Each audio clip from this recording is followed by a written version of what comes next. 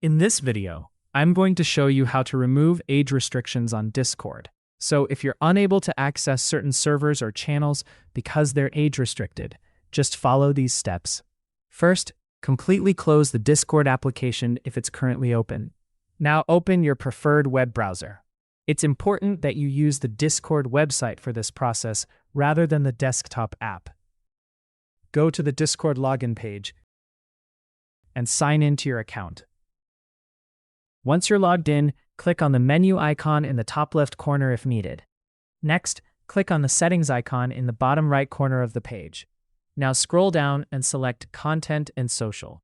Scroll through the page until you find the option related to age-restricted servers.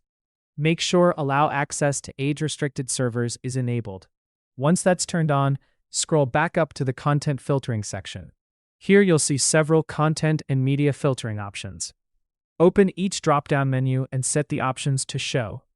Do the same for graphic media and other sensitive content settings. Make sure all relevant content restrictions are configured to display content rather than hide it.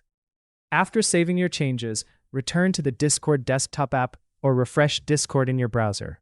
You should now be able to access eligible age-restricted servers and channels associated with your account.